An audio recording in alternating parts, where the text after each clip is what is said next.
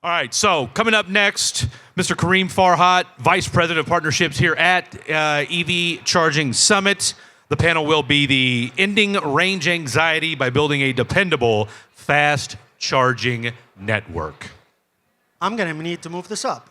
Good afternoon, everybody. Kareem Farhat here, Vice President of Partnerships at EVCS. Funny story, EVCS stands for EV Charging Summit. It also stands for EV Charging Solutions, which is the name of my startup. So we get basically free marketing throughout this whole conference. EV Charging Solutions. I have the pleasure of moderating an amazing panel this afternoon. I will let them introduce themselves, and then we'll get into a conversation about range anxiety. Okay, so let's start by introducing our panelists. So please introduce yourself and then your company, and then I'll chime in. Tegan, you want to get us starting? Okay, it's on. All right. Hey, everyone. My name is Tegan Malloy. I'm with ABB eMobility, and for those who are not familiar with ABB eMobility, we are a EV charging manufacturer. We provide technology to deliver the highest quality EV charging experiences. We just sold our millionth charger. We've been doing it since 2010 and have the widest portfolio of high-powered chargers in the world and are in 85 markets. In my role, I focus on supporting charge point operators, lead our business development in the US, and support anyone who owns and operates public charging. Very good. My name is Christopher Bradley, and I'm with BASF. We don't make the products you buy, we make them better. That was the old tagline. We create chemistry for a sustainable future. I'm in the Performance Materials Division. BASF is a large global multinational, and we are the ones that are providing the building blocks for EV charging stations, EV infrastructure, electric vehicles. I've been with BASF for 23 years now. Started out as a toxicologist. I was an environmental toxicologist and moved into sustainability. Work now in our Performance Materials group, helping to bring innovative material solutions to everybody in the value chain for EV charging. It's a pleasure to be here and looking forward to taking part in this panel. Hi there, I'm Marcy Bauer. I'm Senior Vice President of Deployment at EVgo. And EVgo is one of the largest public fast charging networks in the US. So our bread and butter is getting fast chargers out there as quickly as possible. We also have very strong fleet offerings, and we've been in the business for ages in this industry since 2010, which is not that long ago, but it's really, really old in this very young industry. So I've been with EVgo for 8 years, which is also a really long time in this industry. And I've worn pretty much every hat I think you can wear. I'm bringing that experience to the company that itself also brings a tremendous amount of experience doing turnkey charger installation across the US. Awesome. And we are going to be also joined by Tim from the pilot company, but he is running a little bit late. So we'll give him a few minutes, and then when he joins us, I'll let him introduce himself. In the meantime, I will introduce you to, I'll reintroduce myself and introduce you to EVCS. So again, Kareem Farhat here, Vice President of Partnerships at EVCS, EV Charging Solutions. EVCS is a public EV charging company. We operate on the West Coast in Washington, Oregon, and California. We have 700 chargers in the ground that any EV driver can access and charge their car at. Roughly speaking, half-half between level 2 and DC fast chargers. We like our EV drivers. In addition to offering level 2 and DC fast chargers, we are also one of the first, if not the only company in the US that have fixed fee subscription plans for charging. So you pay one monthly fee and you get unlimited charging on our network. And that's part of the things that we're going to be talking about today. But without further ado, our panel is about range anxiety. And how successful have we been collectively as an industry to give EV drivers the peace of mind that they're going to be able to drive an EV on a daily basis. So we're going to start from the very end, and I'm going to ask you guys the question, have we solved the range anxiety challenge? I'll start. When you're talking about anxiety, that's a very human thing. And so really the customers, the drivers are going to tell us when we've solved that by buying and leasing EVs in mass numbers. So there are a lot of indicators that we should be working our way past range anxiety. The vehicle ranges are getting longer and longer. The makes and model offerings are increasing leaps and bounds. I think we doubled last year. The OEMs, I should say, doubled the makes and model number of make model offers options last year. And I think if you tally up all of their announcements, we're on track to double again in the next couple of years. So that's exciting. Chargers are getting more and more abundant and faster. And so all of that combined suggests that we should be moving past range anxiety pretty soon. There are also some stats to indicate that we are, in fact, making our way past. And that's, again, with the customers telling us that we are, by buying and leasing vehicles.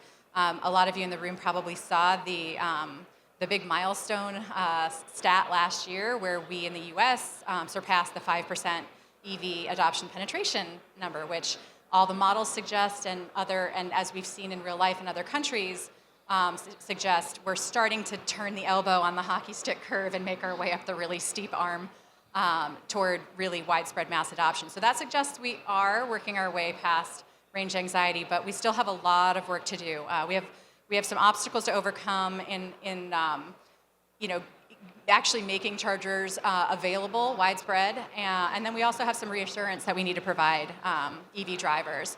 And so on the obstacles piece, there are lots of different flavors of ways to overcome this. I've heard some of the other panels here, and there are panels to come on this, but EVgo's flavor was a couple of years ago, we launched a program called Connect the Watts, and that really, we pulled together all the stakeholders in the charging ecosystem to really attack all of the obstacles in our way for widespread, rapid EV fast charger deployment.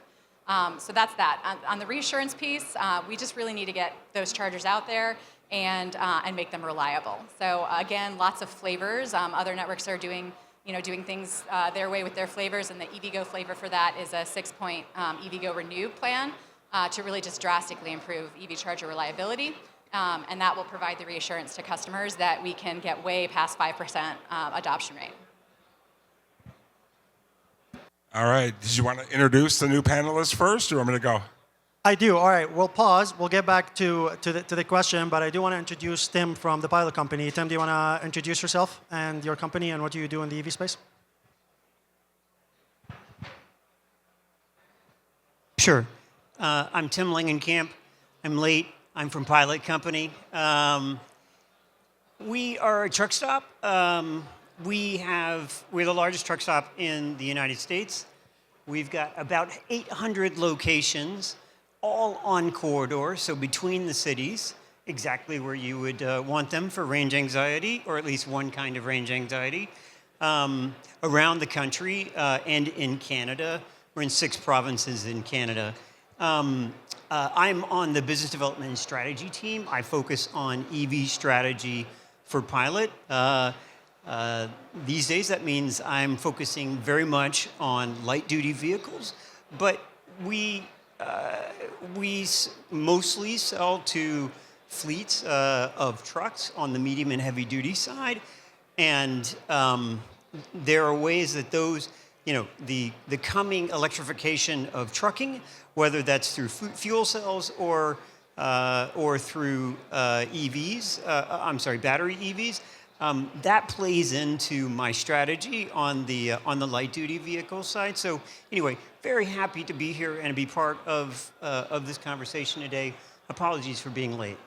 No worries. So, Tim, we decided to start from the very end and start by the question, did we solve the range anxiety challenge? So briefly, did we solve the range anxiety challenge or not? And then we're going to drill into all of the juicy details about that. Yeah, we haven't solved it yet. We have line of sight to solve it, is how I would say it, okay? We've got, this administration has goals. Many of the states have excellent goals along the electrification side. I think of range anxiety as coming in 2 flavors. There's the, can I get about my daily existence in my town or whatever? That's kind of, for a lot of people, an easier thing because you just plug in at home. Some people that's not an option. because there are no options in their apartment building or whatever for plugging in. But the second kind of range anxiety is the one that I can focus on at Pilot. Again, our footprint is just about ideal for solving it as you move between cities. Last year, we announced a collaboration with General Motors where we decided to pool our resources to solve this chicken and egg problem from our perspective on range anxieties. We want to convince people that it's okay to buy an EV. You're still going to be able to get to grandma's house at Thanksgiving. And you can even, if you're an exception, you can even go cross country on a family vacation from Detroit down to the Grand Canyon or wherever. You'll be able to do that through accessing networks like the ones that we're installing with General Motors. We and GM have partnered with EVgo to help us install that. They have a lot of expertise over the last 10 years. We're super excited about it. We're making a lot of headway. So I would say, ask me again in a year, and I'll have a more solid answer. But I feel pretty confident that we've got line of sight to solving range anxiety of the second kind. Yeah, Tim, I agree. We haven't solved range anxiety, but we have mitigated it quite a bit. And I think that comes from multiple factors. One, investments in the infrastructures that we have. Also, people's understanding, right? I think a lot of anxiety comes from uncertainty and not really knowing, right?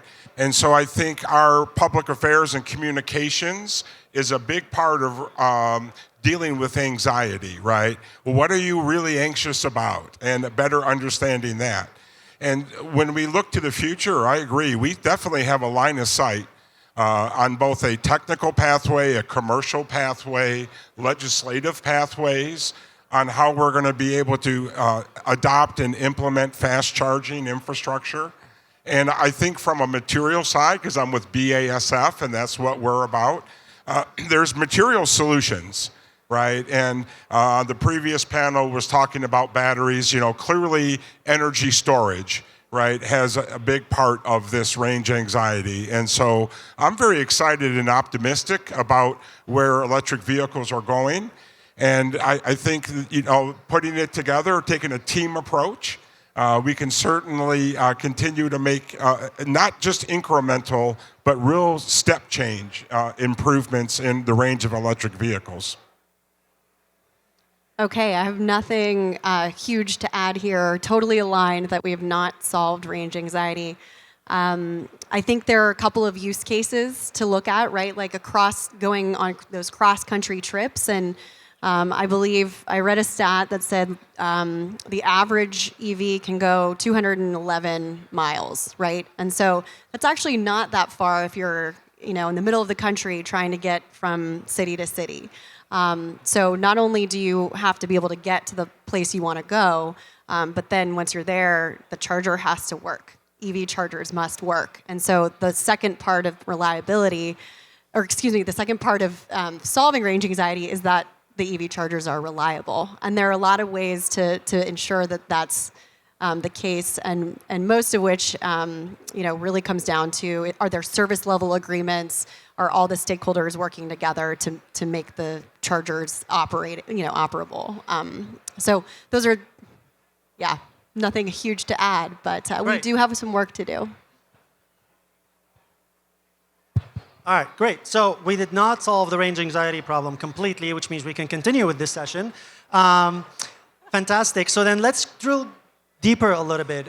When we think about range anxiety, we are thinking about drivers asking themselves, can I get enough miles in my car, as many miles as possible, as fast as possible?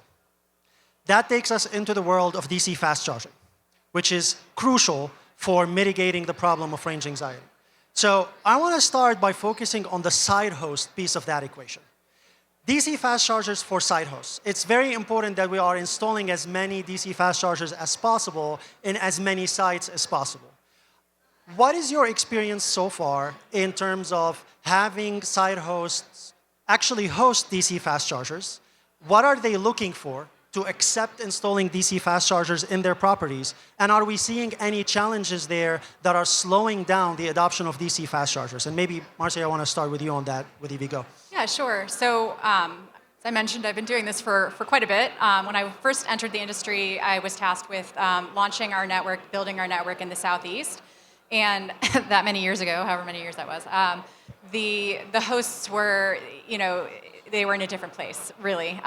The value proposition to them was, we're going to bring this very expensive, very high-value amenity to your property. We're going to not charge you for it. We're going to handle the entire project from start to finish, and we're going to manage the asset after it's live so that you literally have to do nothing. You just enjoy the customer amenity that we've added to your lot.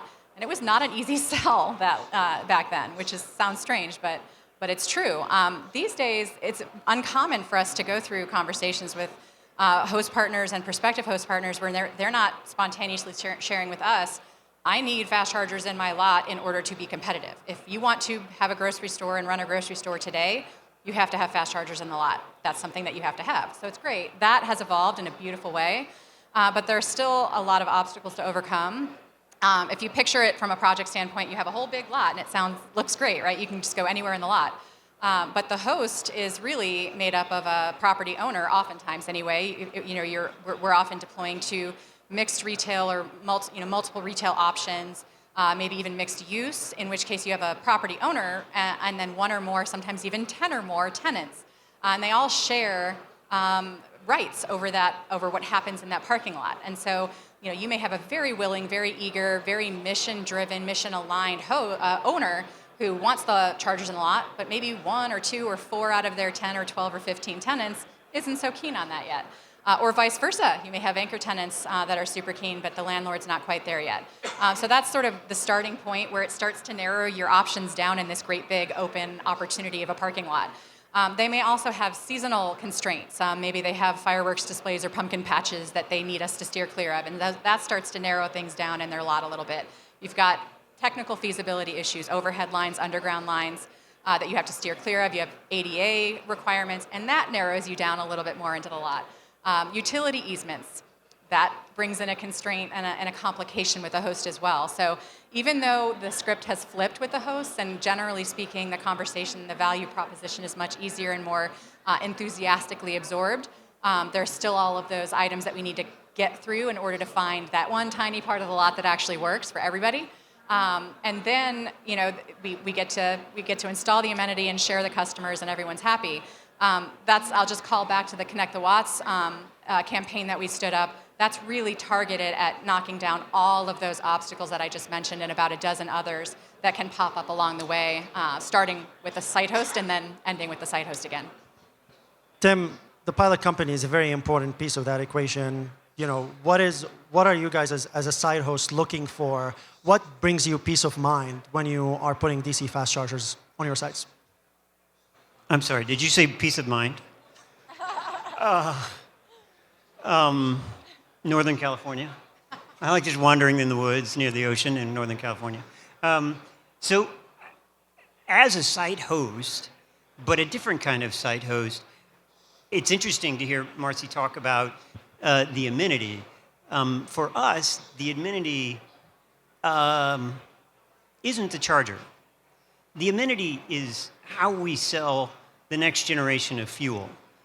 And that comes, with that realization comes a number of interesting other things. One, the amenities shift to what I traditionally, and you probably think of as amenities at a gas station, at a truck stop, et cetera. Is it clean bathrooms? Is it a healthy food options? Is it 24/7? Is it manned 24/7? Are there security cameras everywhere? Does it have a great restaurant like a McDonald's or a Wendy's or those are the amenities from our perspective. So I would say that Pilot, as the owner of these locations, we were looking to install the chargers that would make our new customers, our EV customers' experiences the most like what they are now with their internal combustion engines, okay? We want to make this a normal customer experience. We want to make this an excellent customer experience. And so one of the ways that we do that is installing DC fast chargers. So the ones that we're installing, they're 350 kW capable chargers, okay? They got 2 ports on them. So if if 2 GMC Hummers show up, which by the way, each of those, all of the bigger trucks at GM, and I predict all of the bigger trucks just generally are gonna be able to take power at a max rate of 350 kW, something like that. So if you get 2 of those showing up and plugging in at the exact same time, they'll split that number. But everybody else, if you got a Hummer next to a Bolt, a Chevy Bolt or something like that, that has a lower charge rate, maximum charge rate, the chargers that EVgo has helped us select dynamically assigns the amount of electricity that each car can handle, all with a view to getting people on their way as quickly as possible. Get them from wherever they are in a state of charge up to 80%, and then on their way. Okay, so I would say for us, the question of DC fast charging, it all boils down to an excellent customer experience. Awesome. Anything else? Well, again, from the material perspective, what's a barrier, what creates some concerns is long-term durability, right? You're going to bury a cable underground and you're going to carry high voltage. That cable better be hydrolysis resistant. That cable better be able to withstand the time, the elements, UV resistance, right? And so what we hear at BAS is that discussion about, before we make this investment, how are the materials? How, from a liability standpoint, what's going to happen over the long term, the midterm, the 5 to 7 year, but even longer? And so what we're doing with our innovations and working with our customers is making sure they're using the right materials in these fast charging stations. You're moving a lot of electricity. You may have microgrids there where you're doing local generations. You may have power supply and storage where you're storing it. And how are these materials going to last over the long term, right? And how are they going to perform and be there to help with your customer experience at Pilot, right? And making sure that your infrastructure that you have for EV charging is built in a way that's going to perform long term. So really for us, it's related to long-term performance of the materials. I'd love to add that I think that site hosts we work with are really keen on getting the data, right? They want to know how EV charging is going to affect their business model. What sort of revenue is it going to bring in the door for them? And I'd also like to say, too, that I think there are a number of site hosts that are out there now who have a front row seat to what it means to own and operate, and they're interested, potentially. There are many that are interested in becoming an owner-operator eventually. So there's an interesting role for site hosts to play. Maybe they don't ever want to do that. Maybe they always want to outsource to a third party because they know it's a lot of work. But there are site hosts now that may not be site hosts in the future. Maybe they'll also own and operate. So if I'm to summarize, basically, if you're going to a site host today and you're asking them to put DC fast chargers in their parking lots, make sure that your value proposition is going to add to their business. It's not going to subtract from their business. It's not going to delay their business. It's not going to take a hit on their revenue. It's not going to add complexity. It's just going to add potentially revenue. It's going to drive more traffic. That's how it becomes a win-win for the site host and for the entity that is adding the DC fast chargers, whether they are owner and operators like EVgo or EVCS, or whether the site hosts decide to actually own and operate themselves. Yeah, and those value propositions are complex, right? There's a lot to those, and so just take that full view, right?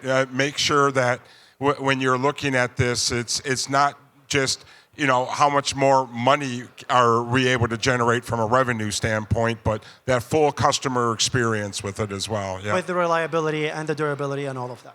And to the data point, that's a lot of the data that they're looking for too relates to ESG goals, and so it all wraps in together, and it can be customized. The value proposition really, it's so versatile and highly varied that it like kind of ticks all the boxes. That if a host is interested in ESG, great, we've got you covered. If a host is interested, I mean, our network in particular has been renewable energy powered since 2019. Others have joined as well. So, it ticks that box for them. If it's revenue sharing, great. We're going to bring you more customers. We're going to share them, and they're going to be loyal because they have that asset in the lot that they're drawn to. All manner of reasons are all ticked. All the boxes are ticked for that. So it's great.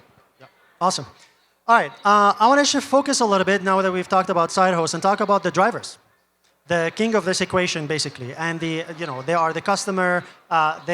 We basically, all of us serve the EV drivers at the end of the day.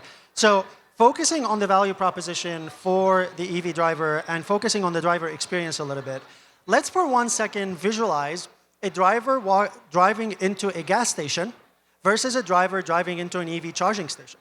A driver driving into a gas station, it doesn't matter what nozzle they use. It is one price for their gas, or three, depending on what tier of gas they like. They will charge for, they will take gas for 2, 3, tops 4 minutes, and they're on their way. It's a very streamlined process. Now, if you look at an EV driver walking into an EV charging stations, all of a sudden they have a lot of options, which also means they have a lot of choices to make. So they need to decide what charger they're going to actually be parking their lot as. It's going to be a level 2 charger or a DC fast charger. If it's a fast charger, how fast is that charger? How are they going to pay? Are they going to pay with the app? Are they going to pay with a credit card reader?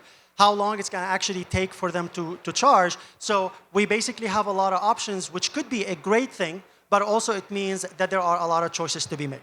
So the question here is, do we need to streamline and simplify? And if so, how do we do that? How do we simplify and streamline the driver experience walking into an EV charging station? And maybe, Tegan, I'll start with you, and then we'll go backwards. Yeah, I think eliminating paradox of choice is always good. I've been an EV driver for, 5 years or so. And it was incredibly overwhelming when I started, right? Understanding all the apps I needed to download, pulling up to chargers and realizing that they were not online, right? So they have to work when you get there. There are all the elements around site design that are super important.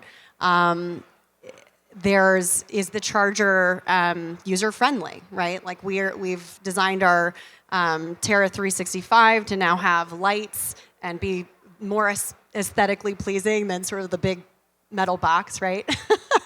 All of those things, we're going to start seeing, design of the chargers transforming in the future. Is the lighting there? Is it safe? Is it an inviting place to be? And then on top of that, if you're pulling into charge and you're going to be there for 30 minutes, 45 minutes, maybe 8 minutes, whatever it might be, what are you going to do when you're there? And having the amenities are super key. There's the bathroom, you need food, you're fueling in multiple ways.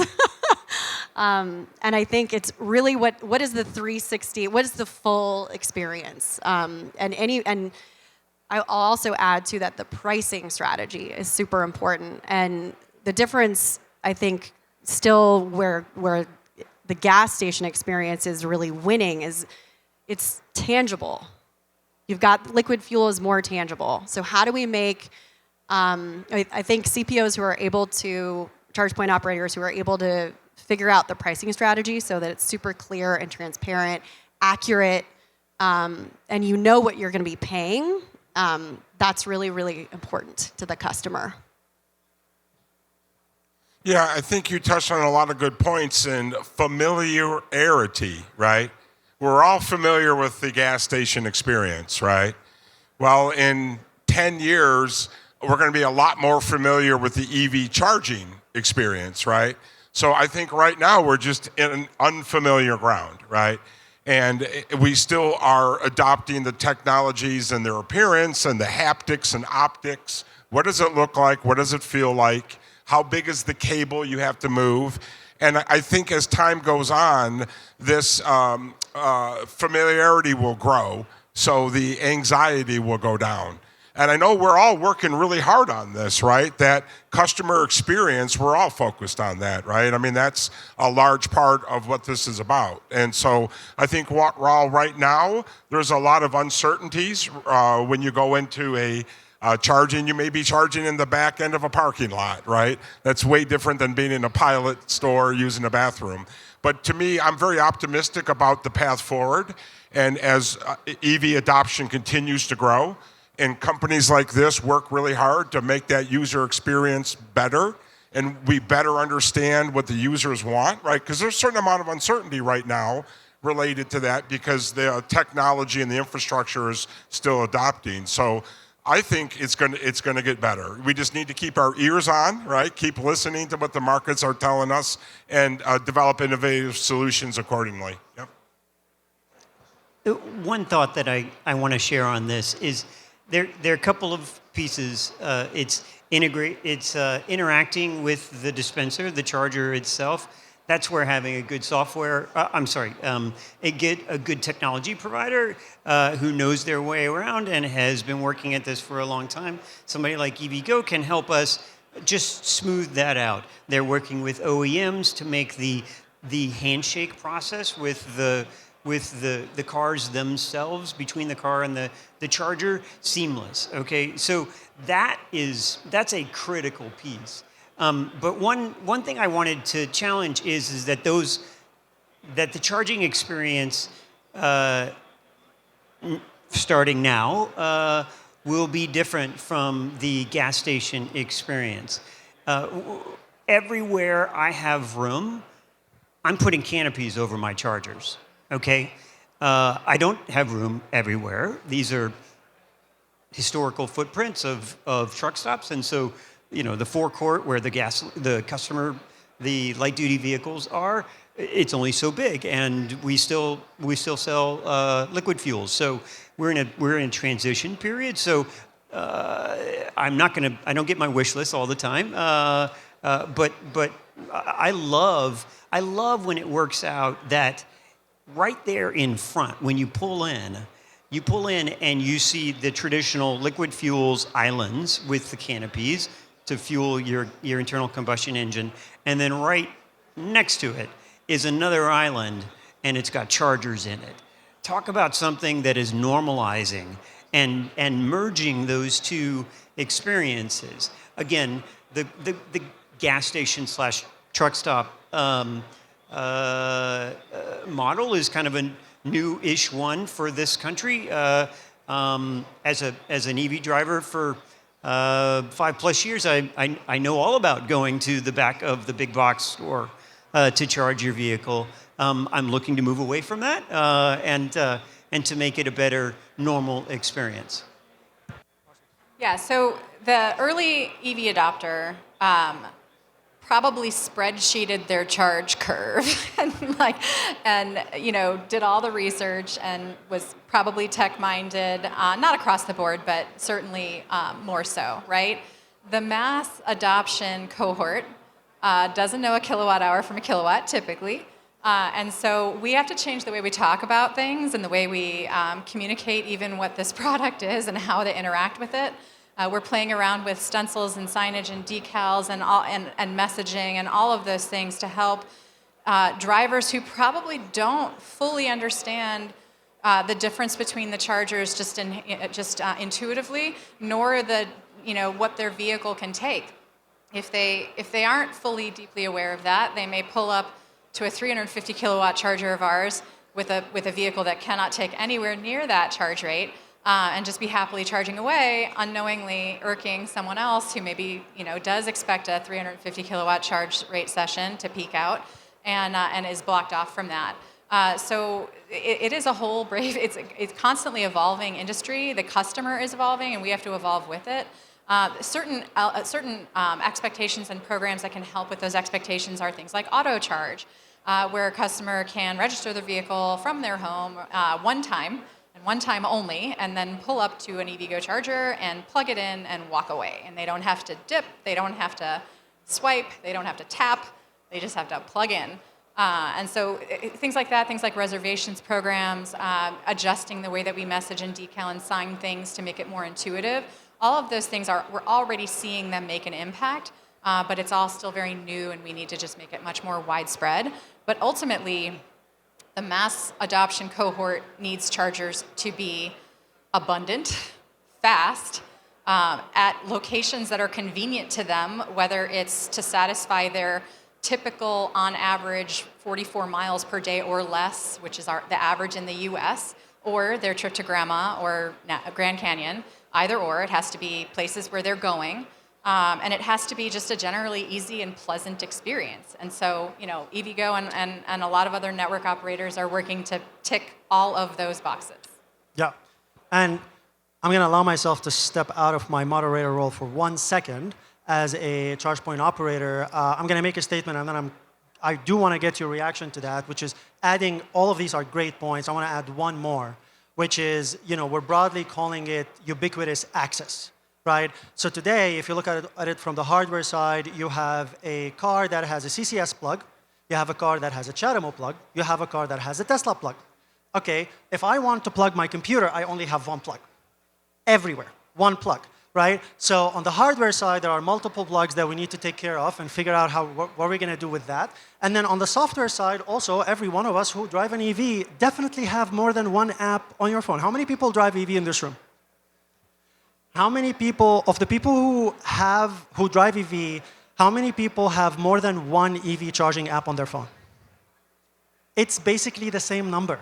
So everybody who drive an EV have more than one EV charging app on their phone. And that's totally fine. You might have your favorite app, but also having 10, 20, 30 apps on your phone is definitely not something that is useful. So the other solution on the software side is roaming, right? Which is allowing one network to access the chargers of another network and having one app allowing you access to multiple networks, and that's something that EVCS is actively working on, and I know a lot of other CPOs are also working on. So roaming and universal plugs, what's your take on that?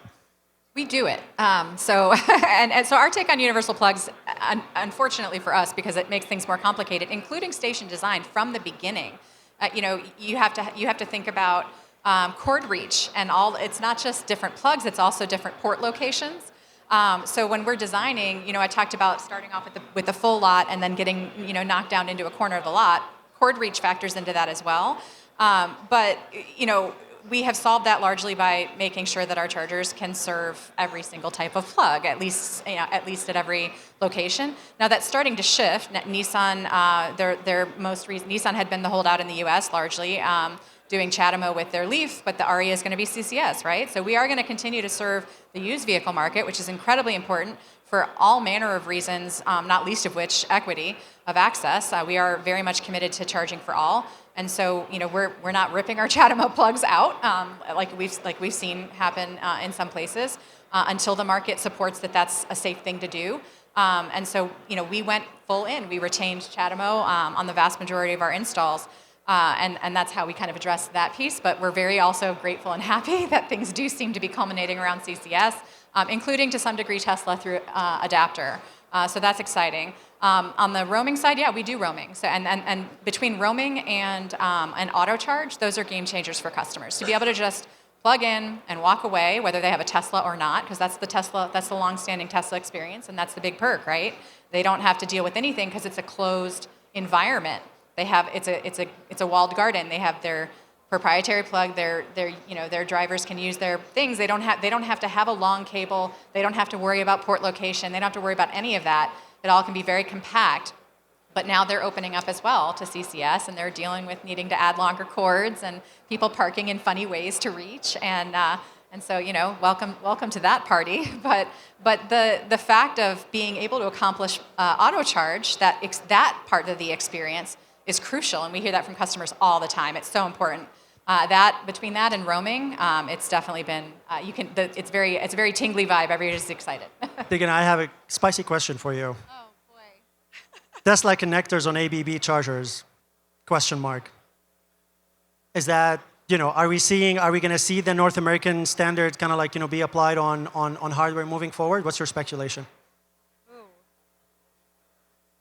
I don't know if I can answer that spicy question, but I do. But I actually want to. Can I totally change the topic and go back to? Let's totally change the topic. I want to go back to the apps, okay? Because we kind of skipped over a really important piece of the puzzle again in terms of pricing and payments. So we've got payment terminals that are like vending machine technology, and a lot of they're not the most reliable hardware, okay? And EV charging is a new segment for this technology. So there's just a lot of work to do there, and I want to just acknowledge that that's a big failure point in the industry-wide, right? So figuring out the payment system and credit cards in particular is really, really key. I don't know if anyone else wants to chime in on that one. I concur. It is when you talk. I think you meant something slightly different when you said point of failure, but for us, it is a literal point of failure in like 4 different ways, right? The hardware can fail. It can lose communication. There's lots of different ways. When a session fails, the payment interface is more often than it should be a contributor to that. So avoiding it completely is excellent. Auto charge helps you do that, or payment through app, where you're not having to interact with a dip, what is it? Dip, tap, swipe. Yeah. So yeah, just avoiding that completely, first and foremost, is the easiest way to do it. But we are working very closely with the manufacturers of that essentially add-on technology. I mean, it doesn't come usually integrated to the unit. It's an add-on thing. It's a separate vendor usually. And it's got to improve. And even when it's not add-on, it does rely on communication. And that can be, anyone who's had a call drop or, briefly lost service for no visible reason whatsoever, that's going to interrupt a charge. That type of thing could interrupt a charge session. So just avoiding that completely is really, really helpful. And when we can't avoid it, we're just working really hard to root cause the hell out of it and improve that whole ecosystem. Cool. We are at 3:15, which means we still have 15 more minutes. So I'm inclined to open up to the audience Q&A and see what questions you guys have. So let's pause here and see what questions you guys have. Hi, quick question. So if you're deploying, a little closer, DC fast charging network right now for this year, and you have a fixed number of chargers you need to deploy, are you prioritizing smaller deployments, more locations, or larger deployments at fewer locations? I'm guessing that's for me.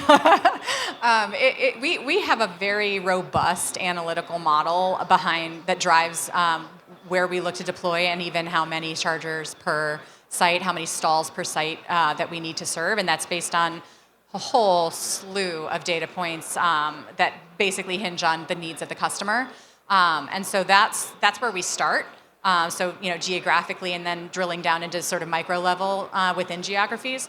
And then, of course, from there, we're back to the lot constraints, right? So ideally, we go into a space thinking, oh, this region really calls for 8 to 10 stall charging configurations. This is a great lot. The customers it's clearly a good site. We have a lot. Good site sounds very subjective, but we have a lot of very specific criteria that go into selecting that. But it's a good site. But maybe it can't fit 8 to 10, or maybe it can fit more. So that's where we kind of start with it. There's so many inputs, though. It's utility rates, utilization forecasts, many, many, many inputs, and that sort of drives the decision making. Hey, I'm installing chargers this year. We and our partners are looking to create a network pretty quickly, which means that we've settled on this approach where we are installing as the normal template 4 stalls at these locations. We're rolling it out nationally, which means I get questions from my senior team all the time. Where are we going to install first? And I'm like, I don't know. Because the permitting process and the working with the utility for the grid connection, as Marcy said, there are a bunch of things that go into it in terms of sequencing, but our focus is creating a network as soon as we can, and then backfilling, adding to sites, which means that I am also thinking about future proofing. That's not even so far in the future, like maybe next year, kind of thing. So. We've got great partners in GM and EVgo. They're helping us think through this and do it in a smart way, but a slightly different perspective on that. I would add for EVCS, we basically do both. But for us, I think in addition to everything that Marcy said, 100% spot on, it's kind of like there's so many checklists that goes into it. I think one of our top priorities is also asking the site host, like, what do you want to do? If we're working with a grocery store, be like, how many stalls do you want to install, right? If it's 10, we're going to go from there. If it's like 2, we're going to go from there. So to us, like, the priority of the site host also takes prime. Hi, so I've heard today at this panel and then at other panels that the payment terminal, specifically the credit cards, is a high pain point. But when you go to a gas station, it rarely fails. Is it just the canopy? Is the canopy at a gas station what's solving that problem, or is it something different? No, I mean it's a huge wide range of things, and I don't think it's even fully clear. I don't think we've gotten to the full list of contributing factors yet. It's a work in progress, but it's not just the canopy, because the canopy would usually do the opposite, right? It would block signal more than it would amplify it, and we're not really seeing failures from a standpoint of like weatherization of where the unit is failing because it's been out in the elements. That's not really tops. But yeah, it's a whole wide variety of things that we're attacking very, very intensely as part of our 6-point Renew program. But the other piece of it is, even if we fix that, most people prefer auto charge anyway. So that's really, we're going to do both. We're definitely going to fix the credit card thing, because we always have, that's another equity of access thing too. People have become accustomed to, and it's probably not going fully away anytime soon. We have Apple Pay and Android, Google Pay, but people are still whipping out a credit card in lots of places, right? So we have to be able to accommodate all of it and do it well and reliably. But if once a customer experiences auto charge, they never go back. Yeah, I'll say so when we manufacture our chargers, we design our, front door, and we have, we work with we have 2 in particular hardware companies that are the payment terminal companies that we've integrated with or are integrating with, right? And there are more potentially on the horizon. And in fact, we just hired a global payments person on our team to help navigate how we, what the POS systems should be like for our future customers, right, in the next 1 to 5 years. They're not, credit cards systems are not going away. People don't always want to download an app. There are issues with that.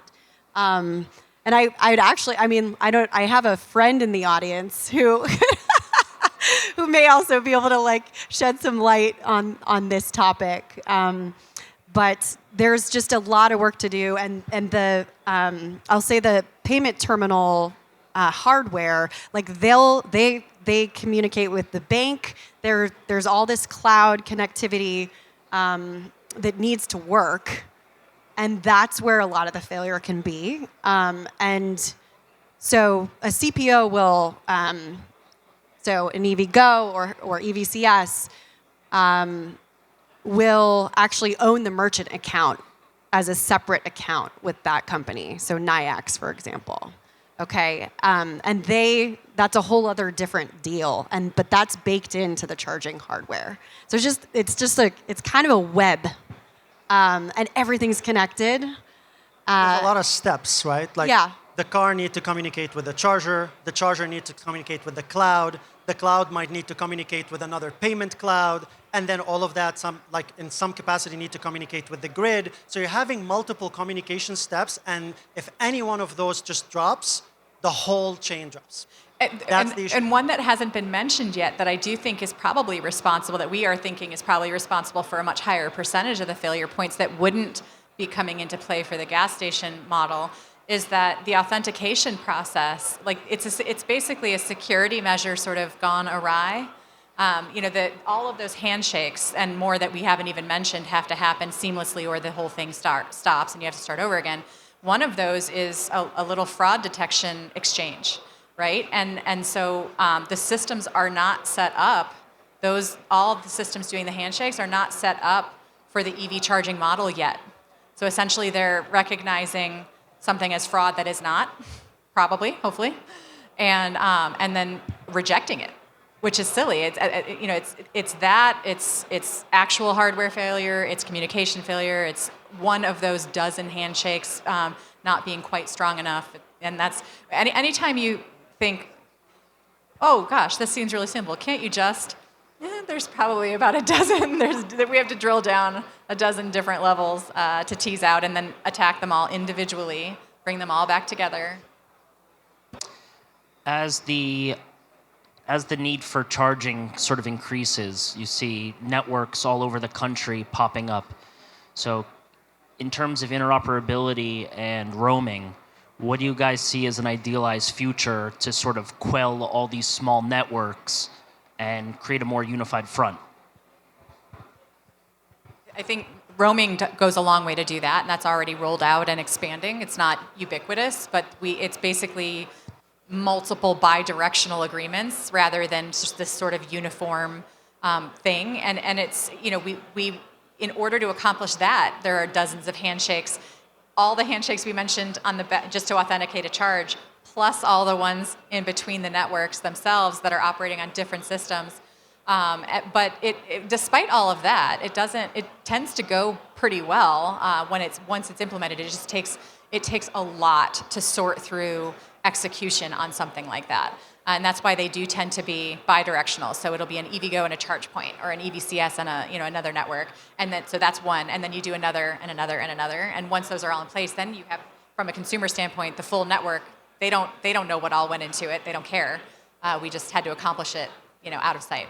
I'll give you my 2 cents on this. I think Europe have done a bit of a better job, at least so far, than the US when it comes to roaming, where you do have definitely the bilateral connections between the different networks, but also what's really interesting is that you do have what is called roaming hubs. So those roaming hubs, their only basically business model is to bring a lot of CPOs, which are the entities that own the chargers, and a lot of EMSPs, which are the entities that own the apps. And those hubs become like a marketplace between the chargers and the apps. And for us at EVCS, we've actually endorsed that system, and we think that's where the future is going. So we've already signed a partnership with Hubject, which is one of the biggest roaming hubs in Europe. We were the first CPO in the US to sign an agreement with Hubject to do exactly that in the US. And funny enough, just today, we announced another partnership with another roaming hub, which is ChargeHub, that also gives us access to a lot of CPOs and a lot of EMSPs. So, I think in addition, there are 2 ways to do it. There's the bi-directional, but there's also the roaming hubs, and I think both add value to the network so that we can avoid moving into the future, every EV driver have like 50 charging apps on their phone, which is not going to be sustainable. All right, real quick. We got 4 folks. 1, 2, 3, 4. We got about 5-10 minutes. You guys are good with that because there's no session after this. So 1, 2, 3, 4, and then we'll put a bow on this bad boy. Thank you. Good afternoon. I'm Monica Beltran. I'm with the city of Miami Beach. So we're a barrier island. I relate totally to that host experience. I went from, what do you have to offer me, to, oh my God, we need to work together, because all of a sudden everybody has an EV, particularly in Miami Beach.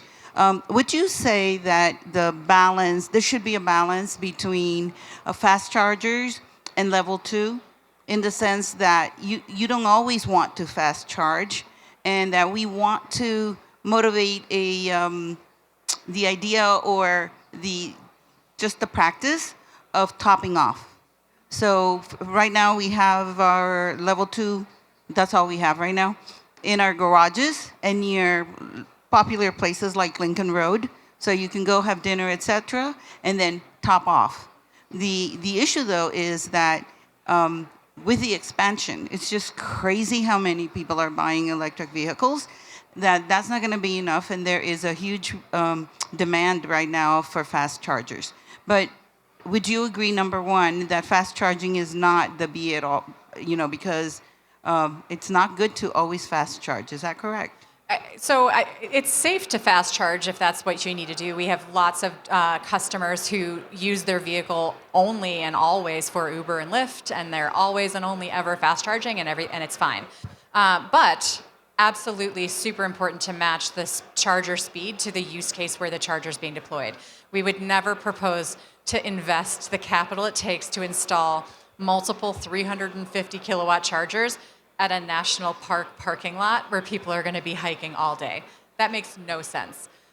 Certainly level 2, their perfect use case. Workplace, multi-place, even long dwell sort of dinner and a movie. Those places where people are going to be there for a few hours, they're only going to be blocking that amenity for most of their time there, rather than making full use of it. So absolutely, level 2 has to be in the mix.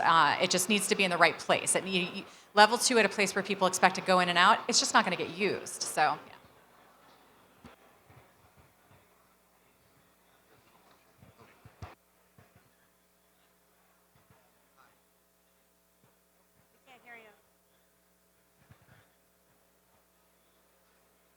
Hi, my name is Peter. I'm from ChargeTrip. We're a range prediction and EV routing company from Amsterdam in the Netherlands. And arguably in Northwestern Europe, the EV adoption for personal vehicles is a bit further along the way.